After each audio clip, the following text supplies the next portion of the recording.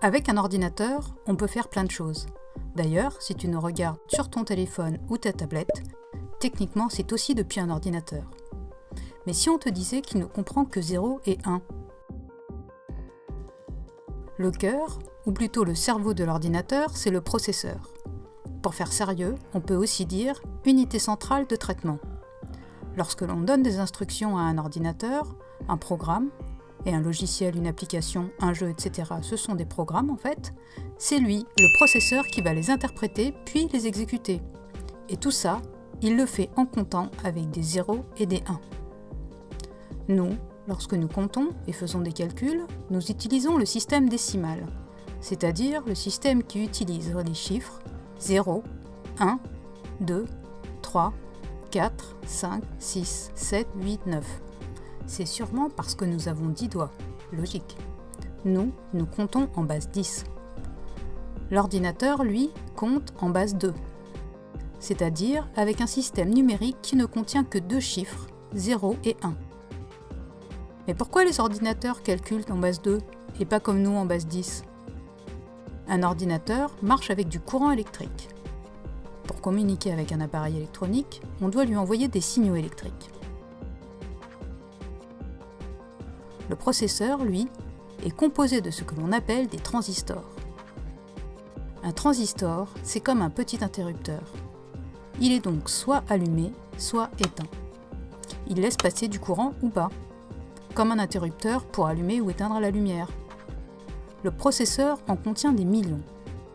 Tous ces petits transistors sont reliés entre eux et le processeur interprète et exécute les instructions qu'il reçoit en éteignant et en allumant ces millions d'interrupteurs.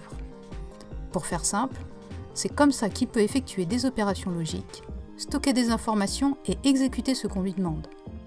Et plus il a de transistors, plus il peut faire d'opérations rapidement. Dans le langage d'un ordinateur, allumé et éteint sont représentés par les nombres 1 et 0. On appelle ce langage le langage binaire. En fait, binaire, ça vient du latin binarius qui veut dire double. 0, 1. Donc, pour résumer, lorsqu'on lui demande quelque chose par un programme, celui-ci est d'abord traduit en 0 et en 1, éteint, allumé, donc en binaire, et le processeur exécute les instructions en dirigeant tous les éléments de l'ordinateur pour produire le résultat demandé. Regardons un peu comment fonctionne le système binaire et tout d'abord comment on compte.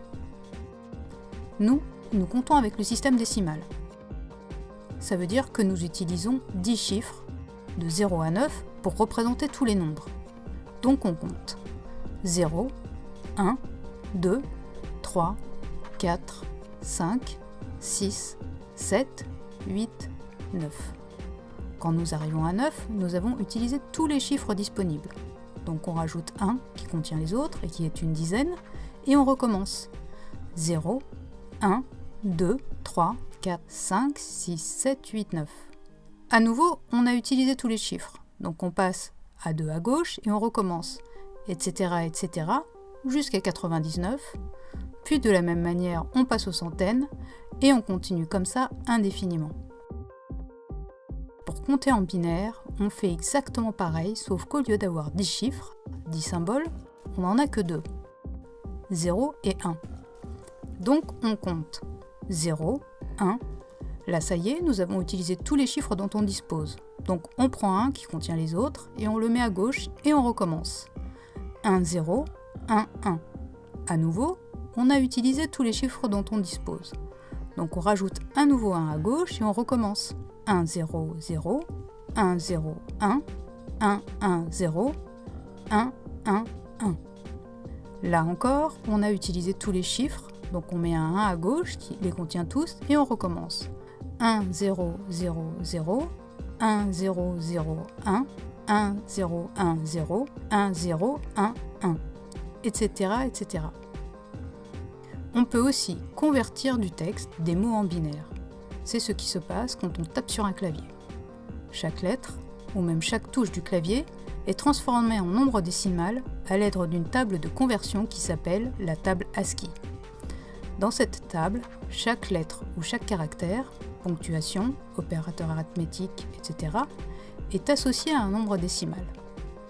Par exemple, La lettre A en majuscule est associée à 65.